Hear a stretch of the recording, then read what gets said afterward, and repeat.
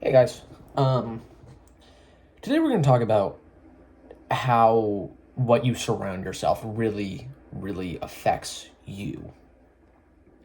Because I genuinely can't believe I have to say it, but I think a lot of people just believe that they're going to be a-okay, like they're never going to lose themselves by what they're surrounding themselves with.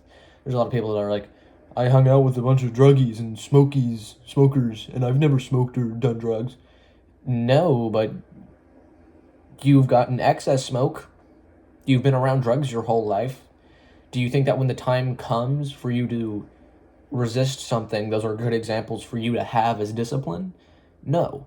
It's going to affect your life, even if it's not affecting you right now.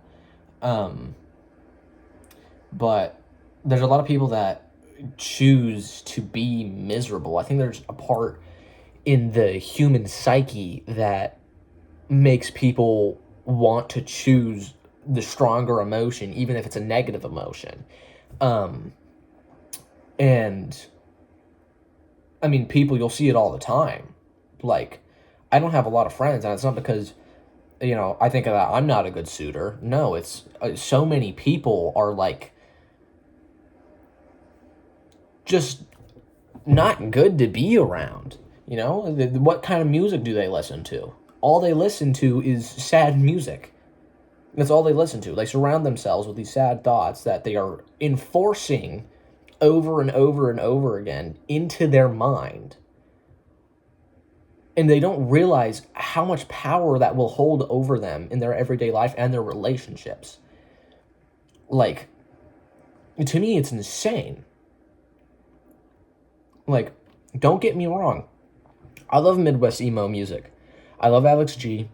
Occasionally, I listen to Lana Del Rey. Occasionally, listen to Jeff Buckley. Like, I listen to the sad music.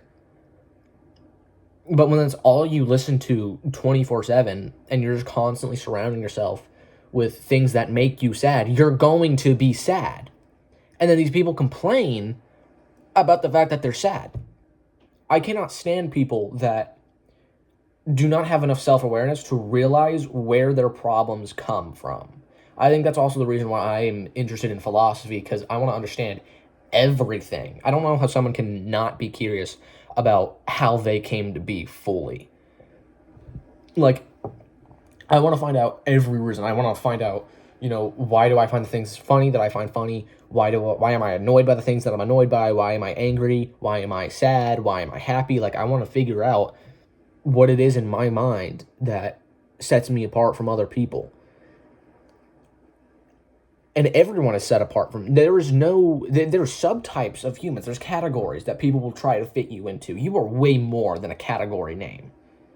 People want, the higher people, they want you to believe that you are nothing but a category. You are nothing but a number in a statistic.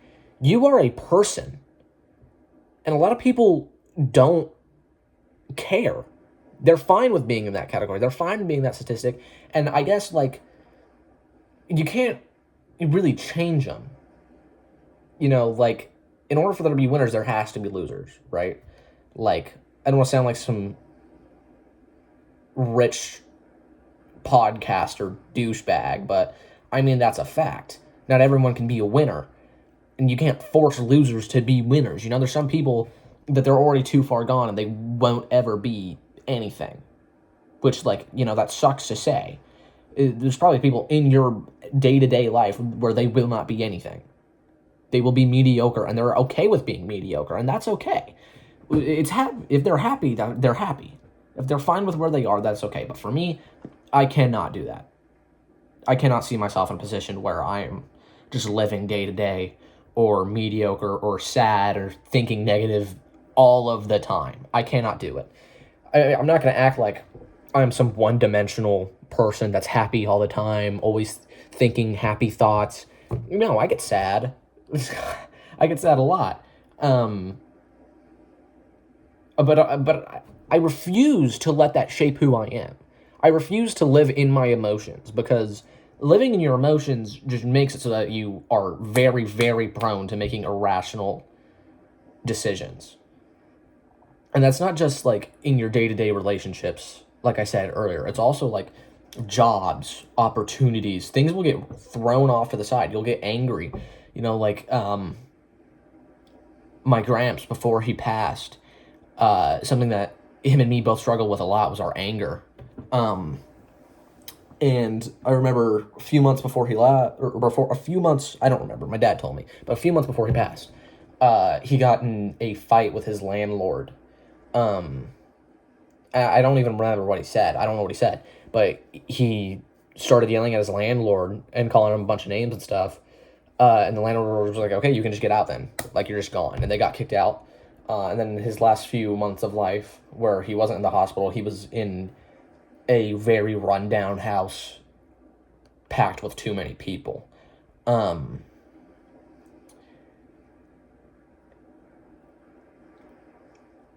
it's like, he was angry all the time because he let his emotions just take over all the time. He ran with his emotions. He wore his heart on his sleeve, and that's not a bad thing. I wear my heart on a sleeve. I've been told that before. Like, I am a deeply emotional person, but when you let your emotions decipher everything that you do, that's when you start to surround yourself with negativity, and then you just go downhill. You're just done. And, like, there's a lot of people out there that willingly choose, I want to be negative. I want to sit in the back and do nothing. And I do not get that. I don't understand that mindset. I don't think I'll ever be able to wrap my mind around it. I think for me, there's a part of me that's like, I grew up as a gifted child, which just meant that I started learning math and I learned how to read before I started kindergarten, and by extension, because my parents cared to teach me that beforehand, I already had the upper hand on all the little kids. That's all it means. It does not mean that I'm naturally smarter. Everyone has the same amount of potential. It's just whether or not the people around them and their experiences that they shape themselves with. I'm a big believer in it's not nature over nurture. I mean, there's some parts that are determined by nature, obviously, but I think when it comes to someone's knowledge, obviously, that's up to you and what you surround yourself with. But I think because I grew up as a gifted child, there's a part of me that there's an ego inside of me that's like, I refuse to be ordinary. And, maybe that means one day I will just be ordinary. Maybe that means, for me, I'll just be a nobody, and I'll have to swallow my pride, and that's how I defeat my sin, right? But I don't think that's what I'm meant for. I think there's also a part of me that's naturally, the nature part of me that's like, I refuse.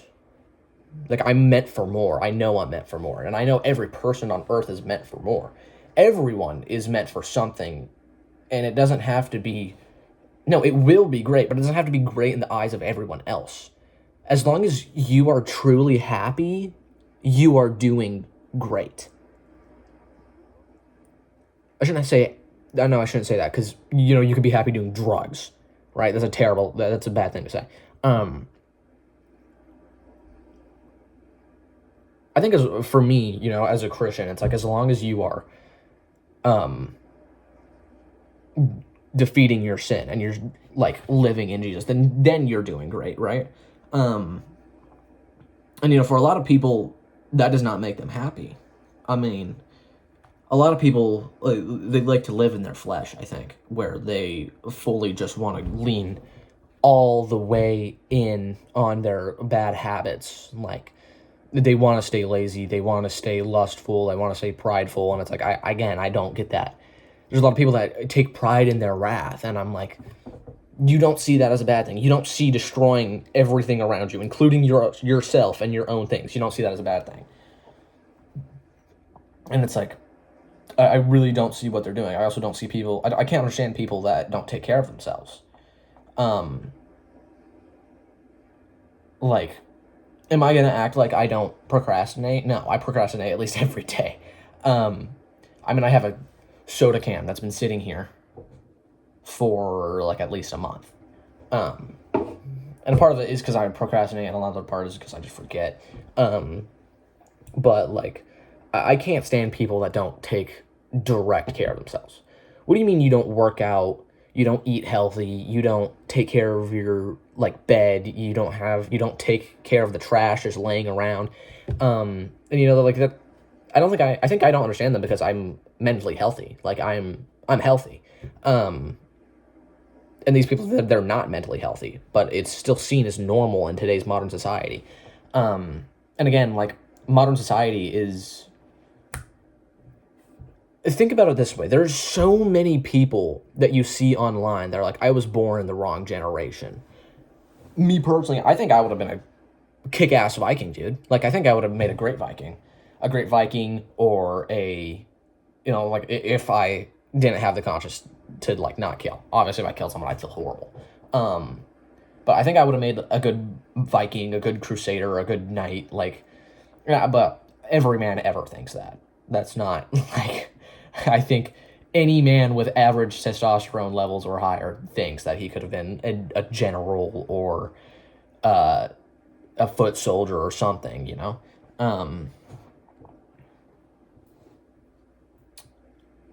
But there's people that they don't even think about the fact, if I was back in time, I lived to 40 max. I lived to 40 if I was lucky. You go further back, the further back you go, the less you're going to live. Like 800 BC, I think maybe 50% of people made it to where I am. I'm 14 years old. Like, I do not think many people made it that far. No, I think by the time Jesus came along, then yeah, no, people were, but you know what I mean. There were people that were like not even making it this long. If you believe in evolution, then obviously, you know, I think monkeys have like a 12-year span. That means our early ancestors were dying 13, 14, 15 years old at their max. At least I think. I'm not very educated on the topic, so I don't know. Like, there's just people out there that are completely complacent in their mediocrity. And like I said, I don't have many friends. I think I have... There's going to be people that watch this video and go, he doesn't consider me a friend. I think I have 2 friends. One of which will be watching this video. You know who you are, because you asked me to make this video. Not this particular video, but you know. And then my other friend, who does not even know I have a YouTube channel. And he's my best friend that I've ever had since like the 4th, maybe 3rd grade. Like, but I don't have a lot of friends, you know? And those 2 people are like, those are very, I want to say very close. I don't need to be very close to someone to think of them as a friend, but for me to think of someone as a friend, it's someone that I don't have to worry that does not like me, you know? And there's only 2 people in my life that I, like, don't doubt. And I think, like, for me, I'm always going to doubt my immediate family. Because, like, you live with me every day. You're forced to put up with me. Who knows what happens once you move out the house? We may never see each other again. God forbid. I don't want that to happen. But you may not like me. You may only hang out with me out of convenience. And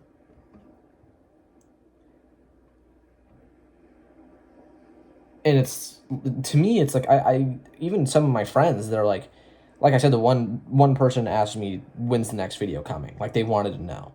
And, like, that person I hang out with every day. Like, every day I hang out with. And they still want more of me. They want me to record videos where they can just hear me talk about complete nonsense half the time. I don't even think they understand what I've been saying throughout this video. They might. You might. If you're watching this, I'm talking specifically to you now, you might understand what I'm saying. But, I mean, the other day I told you a fact about a giraffe and a fact about Homo sapiens and Neanderthals, and you just kind of nodded your head. I imagine you nodded your head. You didn't know what I was saying, but you still liked to listen, and you still sounded excited to hear what I had to say. And to me, that's crazy, because I'm kind of sick of my voice. I mean, like, I'm sick of my voice. I don't even think in my own voice. I think in, like, a lot of other people's voices. There's a voice that mainly I think of in my voice that doesn't really sound like anyone in particular. Like, it kind of sounds like someone reading a book. Like, I don't know, but it's not my voice. I don't think in my own voice. There was a time period where I thought in Joe Rogan's voice, both Joe Rogan and Seth Rogen, and that was miserable. That sucked. And I don't really know why I thought in their voice. I couldn't control it. But I mean, I heard Seth Rogen's laugh every once in a while. Every time I was like, oh, that's funny in my mind, but I didn't actually audibly laugh. I'd hear him laugh, which was like, oh, great. But, you know, to me, I only have 2 friends that I know would, like, are completely my friends. Like, they're the only people that I genuinely think I trust to the max. I mean, I just lost 2 very close friends to me, like, a week ago. And then one this morning. It was kind of like a chain effect, because they were both best friends. But I found out one had a very, like, parasocial relationship with me. And she had a crush on me. And I originally had a crush on her, but to me it seemed like she very much did not. So I just dropped the crush. Like, a lot of people can't do that, but for me, it's like, if I think someone doesn't like me, I can just snap it off, like, immediately. And I think it's because in my brain, I think very statistically, and I think very, like, scientifically. So I'm like, all right, if you don't like me, obviously this is not going to go anywhere. There's no hope for this. Why would I hold on to it and hurt both of us further? So I can just turn it off. And a lot of people don't have that control over themselves, but, so I just kind of stopped talking to her, and then I blocked her. And then her friend, I talked to her for like 2 weeks, because her friend was the one that told me about it. And then I woke up this morning and her friend had blocked me, and I was like, okay. I don't really care, because that person, I wasn't really a friend. They were more of a convenience friend, I guess. Like, she had information that I wanted for me. Sounds awful to say. But, I mean, obviously I wasn't much of a friend to her either. Like, she didn't, I mean, if she was able to just block me, like, she didn't care, right? Which is fine. To me, there's no hard feelings about that. Like I said, I can just snap off my feelings. If she can just snap off her feelings of friendship, like, I don't care. No hard feelings. But those 2 people, they also like to surround themselves with very negative thoughts, and I think that's why I could never fully trust them, because they weren't happy with their own lives, right? Like, they were not happy with what they were doing. Actively, I would try to call them or text them, and they'd be like, I'm crying. I can't. I'm crying. And there's a part of me that's jealous of that, because, like, I can't cry. I cry very, very rarely. There was a period of my life where I was crying almost every night. But that was after I would listen to sad music for a few hours straight, watch a bunch of sad videos, and relatable content, which in reality was not even relatable, was just something that my brain was tricking myself into believing, so that I would have these, like I said, the human psyche, like, they choose strong emotions very frequently, even if they're negative. Because it's like, it's addiction, kind of, I think. Like I said, I'm a 15-year-old. I don't know brain waves, and, you know, I've studied philosophy and psychology a lot, but, like, I don't know the scientific parts, you know. I might not even be using the right term. The psyche might not be the right term. I don't know. But, like, it's just absurd to me. Like, all of it. It's all absurd. The fact that people want to listen to me, the fact that people, want to surround themselves with negativity, and for me, it wasn't that I wanted to surround myself with negativity during the time where I was crying, like, every night. It was, I just wanted to feel like everybody else. I just wanted to feel like, hey, I can cry too. But at the time, I didn't really understand. It's okay not to be like everyone. You don't need to be like everyone. The fact is, the majority of people suck. The majority of people are stupid, too. Like, the majority of people, they're not very smart. It's okay to not be like everyone. I think the less less like everyone else that you are, most likely that you are probably smarter.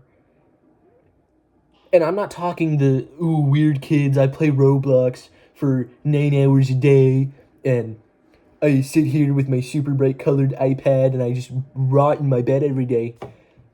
I'm sorry to tell you, you are probably you're a category of stupid person that there's many of. There's a lot of you guys. You are not that unique. I'm sorry to tell you that. You're not very unique. I'm not very unique. I don't think I'm a super smart person. But, like, I think the more unique someone is, the less stupid they are. Because they have, in order to like things that they like, they have to research it more because it's not as obvious and it's not as in your face as everything else is. Like, if you're a dork, like I am, if you collect Legos and Funko Pops and Marvel stuff and everything, like you collect the lame stuff, you're more likely to have good grades. Like, it's just statistical. You're more likely to do well in school because you can learn. A lot of people will tell you, school isn't made for everyone. School is not made for everyone. It's not a good program. It hasn't changed since the 1950s. Like, it's obviously, as more things happen, obviously, like, history classes get a little different, but they still teach the same way. The only difference is that they don't beat kids anymore. But you know what they do instead of beating kids? They put them in a form of solitary confinement. You sit in detention as you do nothing for 1, 2, 3 hours. Maybe you do homework in detention, but what happens once you finish the homework? You sit there and do nothing. Well, a teacher watches you, and if you do anything, the teacher will probably take enjoyment and pride in dismantling whatever it is that you're doing. For younger kids, I remember the whole class was talking once while we were in the hallways when I was in elementary school, and the substitute teacher said everyone gets 15 minutes on the fence during playground time, which meant I just had to sit there for 15 minutes as a kid, which 15 minutes is not very long, right? Like, this isn't going to have long psychological impact, right? Other than, for a while I hated that teacher. Like, they taught me to hate. Because who do you think you are taking away my recess time, Like, but for a while I hated that teacher. And they put children in these situations where they disrupt their repetitive cycle every day, which is hour of this class, hour of this class, hour of this class, then you go to lunch, then you go to recess, hour of this class, hour of this class, and then you go do PE, art class, or music class. And that's what you do. And they disrupt that and put you in the equivalent of a child's cell. You sit there and do nothing, the same way that you would in prison. And prisoners are probably treated better by the officers. I've never been to jail, so I can't say for sure. But from what I've heard from other people, they're like, we get better food. We get more drinks options. I'm pretty sure they have the option to get juice, water, and milk for free. What do we get? You either get strawberry milk or chocolate milk. Very, very highly processed strawberry milk and chocolate milk, by the way. So it's not healthy at all. And then you have to eat your plastic hamburger or your plastic piece of pizza or your plastic whatever it is. It's never something healthy for you. They don't care. They don't want you healthy. That's the fact. They don't want you healthy. And then you eat that around your peers, where most of the time they should not even be in the class that they should be, because everyone needs something different in order to learn, except we all still get grouped up because they don't care. They don't care. We all get grouped up together. This is why I prefer homeschool over in person, by the way, because I'm sitting there with people that I'm expected, because I can learn in almost any situation. I can learn in almost any situation. I struggled with homeschooling for a little bit, but then I adapted. But these people, they don't adapt. They're incapable of it, and I don't know why, but we're sitting there in classes where not everyone is learning the exact same way. And then the kids that do learn it, they're expected, hey, can you go help this kid? Can you go babysit at the ripe age of 10, 11, 12, 13, 14, 15? Can you go babysit this other person that is your age and struggling to write down basic math equations? And again, I hate math. But if you find it that difficult to copy off of a whiteboard, clearly you should not be in a classroom where they are teaching via whiteboard. You should be in a different classroom, separated from the other kids, and with the kids that learn like you, so that we can all learn and raise our intelligence together, so that the intelligence per capita will be better, and then our country can do better. I think this is, like, obvious. It's obvious to me. Like, people do not learn the same way. Everyone learns differently, because in your learning years as a child, the most important years, 0 to 6, right? Before you're even in school, you're being framed already. You are being stretched and molded and poked at and prodded, and you are being formed already to think how you think, to do what you do, to perform how you perform. Like, you are already being molded into what you need to be. And obviously everyone's parents are different. The people that you're going to be surrounded from 0 to 6, I was surrounded by my immediate family. Other people, I was only surrounded by my immediate family because we live across the country from the rest of our family. I was not around my aunts or my uncles or my grandpa, my grandma. The only two that I had was my grandma and my step-grandpa that moved out of Georgia when I was around, 6. So they kind of missed out on that era. So I'm only being taught by my immediate family. Other people are being taught by grandparents, uncles, aunts, all of them combined, some different variations. So other people are obviously going to learn different, and we're still put in the same classroom together, where we are all sitting in separate desks and working together. And they make you surround yourself with these people that don't think the same way that you do. And that's a good thing in some ways. Obviously, that's how you get unbiased thinking. That's how you get every side of the story, every side of the coin, right? By being with people that don't think the same way that you do. But when you learn the exact same thing with people that do not think the same way that you do, obviously people are going to struggle with it, but they don't care about the people that struggle with it. They only care about the people that are good little lapdogs, because that means in the future they're going to be even better lapdogs. And I'm saying this as someone who does well in school. I do well in school. I'm not saying this as a coping mechanism as a kid that does not learn well. I'm saying this because this is obvious. This is obvious stuff. And people don't care. Let's think about this logically for a minute. Let's think about it completely scientifically and statistically. Being in a closed environment where if you mess up, you are going to get either humiliated, depending on your GPA, you're either going to get humiliated, people are just going to expect that of you, or you're going to get yelled off by the teacher, or you're going to get pulled off by the teacher, separated from the class, and then you're going to have a closed little conversation, which for most students is still going to feel like you're getting scolded, or as if you're a disappointment.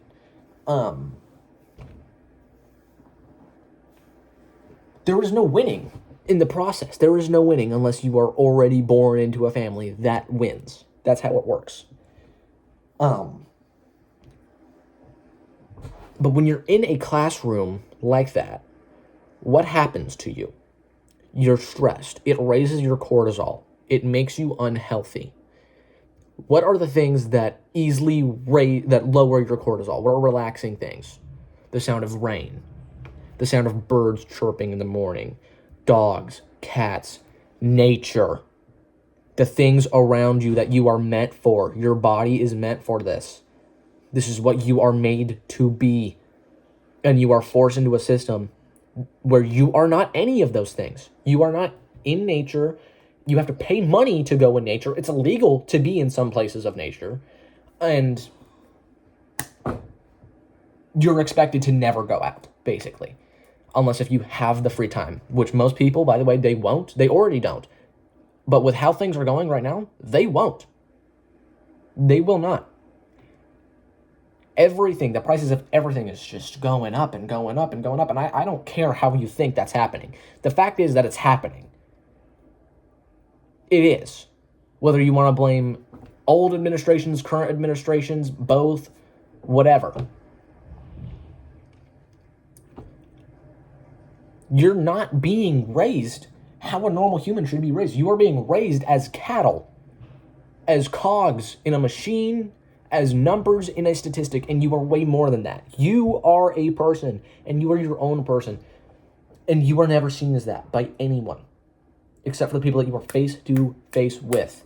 But guess what? The people that you're face to face with, those aren't the people in power. They're not. That's why, think about it. Franklin Roosevelt, one of the greatest presidents of all time, like just not even debatedly. Everyone loves Franklin Roosevelt. Why did people love Franklin Roosevelt back then? Because he went door to door meeting people. I used to live in the town that he was in, so I know this because that was my field trip, my 5th grade field trip. I learned about Franklin Roosevelt. He went door to door meeting people. He drove around in an open Cadillac, waving to people, saying hi to people. He went around helping old ladies get groceries out of their cars. That's a bad example. That's a really bad example. He went around helping people, and then when he got, I don't know why I can't remember whatever sickness it is, but when his bones got weaker, when he got his sickness, instead of having a privately installed place for him to heal, he went to a public place where other lepers were healing.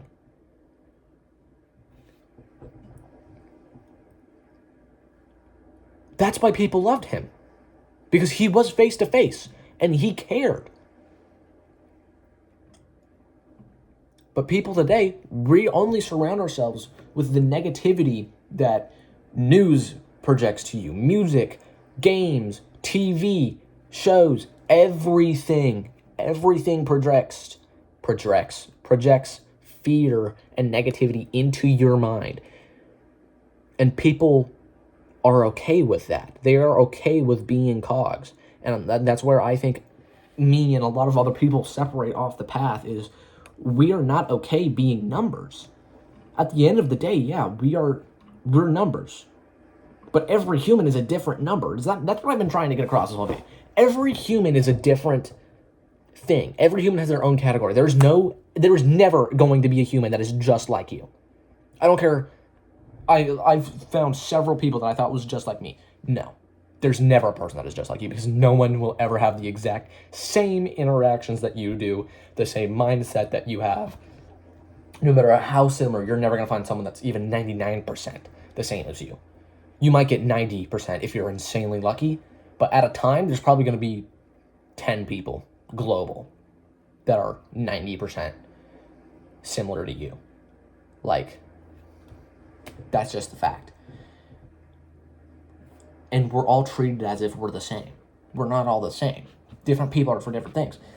Fun fact, people with autism just people with autism, back in earlier tribes, it's theorized that a lot of the best scavengers and people that would, care for plants were autistic because that's what their minds are programmed for. Things that you are told is a disability is in fact a survival instinct that is helping. It's helping you get across. Now, obviously, you drop a person with autism today into a forest, tell them, go have fun, go do your thing, unless if that is what they hyperfixate on, they're going to die. Because you know what? It's going to turn night and they're going to hear coyotes and all the animals skirting around and they're going to cover their ears and they're going to die. That's how it works. That's how it is. But in the past, you can say that about most people too. Most people you drop them in the forest, they're going to die because they don't know. And that's not even their fault. Like, it's just a fact. They're not going to live in a forest. Like, it's not going to be, we can't live in nature anymore. We've lost it. But like, people choose to surround themselves with negativity, and I don't understand. There are negative things in this world, and you cannot avoid them. You cannot avoid negativity. There is no ending to it. This whole video, you've seen me fixing my hair like 5 times. I need to trim so bad because my hair is so long that it's completely lost its texture. And when I have it down, it just folds around my face. So I have it pushed back. But of course now it wants to have texture and fluff up. And it's really annoying. But I haven't said anything to this point because I'm not going to surround myself with the negativity of what's on my head. This doesn't matter. The thing on my head, it doesn't matter. This doesn't matter. The skin folds you see on my forehead, my smile lines, all it means is that my quality of life has been amazing. That's all it means. It doesn't mean that I'm unattractive. I might be, to some people. To some people, I'm probably the ugliest thing you've ever seen. I think for every single person ever, there's someone out there that's going to think you are the ugliest person they've ever seen. But it doesn't mean that. Your looks are not important. They're not. And people are going to tell you, I mean, just think about it with like the black pill community. They're going to try and convince you, oh, dude, life begins at HTN. Life begins when you decide your life begins. When you start living for you and you start living for God, that is when your life begins. Because it's not, you don't need to be attractive for your life to begin. That life that they're talking about, that is your party life. Going to parties, hitting lines, hooking up with girls, that brings zero satisfaction outside of the moment. A year time, you're probably not even going to remember all those girls. They might remember you, and that just creates conflict down the line. Pass by them, they're like, why didn't he even look at me? And then they're going to be mad at you. And now other people are going to be mad at you because they're going to tell them to be mad at you. Like, it seriously, like, these people, for lack of a better term, they're dumb. They are dumb. You can tell when someone doesn't have inner thoughts. I forgot the exact statistic. I think it's around like 30% of people. They don't have inner thoughts. There's nothing up here. Like, obviously, there's no scientific thing to explain consciousness or souls yet. I mean, I think there's some theories, but there's nothing that's like set in stone. But like, you seriously will not even think about most these things in your life because you're programmed not to. That's the thing, is like, you willingly surround yourself with negativity. I'm not saying you in particular watching this video. If you're here this long, you probably either have been called out and you want to continue being called out, which is good, or this video doesn't apply to you and you're just listening to listen. But like, I'm saying this as if I'm talking to him. You surround yourself with the negativity and you willingly become what they programmed you to be. And I don't get it. I don't get why you would just lay down for other humans and just listen. Just like allow it to happen. I really don't understand. But anyways, like back to the friends thing. One of the girls that was like, dude, I'm not going to sit down and listen to you talk for 27 minutes. And I think part of the reason why she blocked me is because I confronted her. And I was like, we were sitting on call for like 15 minutes. I tried sharing information with her that I thought was neat, and she made fun of me. And at the end, I was like, okay, I'm bored, I'm going to leave. I forgot what she said, but I responded with, maybe if you talk to me, I wouldn't be bored. And then I hung up. And then she was like, dude, I genuinely can't tell if you like me. And I was like, I do like you. I told you a fun fact about giraffes, and then you made fun of me. So, like, but I was just going to go on. I think I sent her, 10 videos, as if I was still just sending videos to my friend that night. And then I woke up and she blocked me. I was like, that's okay. Again, no hard feelings. She has her reasons. I'm sure of it. And no one just does anything without a reason, But I don't know. I keep trying to, talk fast. I think I've been talking very fast for this episode. To me, I think I've been going faster than all of my other episodes. This is the longest episode so far. Maybe just because I have a lot to say, but I think it's also, I keep trying to stop counter arguments to my thinking before it even happens. In the next video, I'm going to try to have it be my goal to not even think about counter arguments. Because you've seen me, like, I've explained counter arguments repeatedly.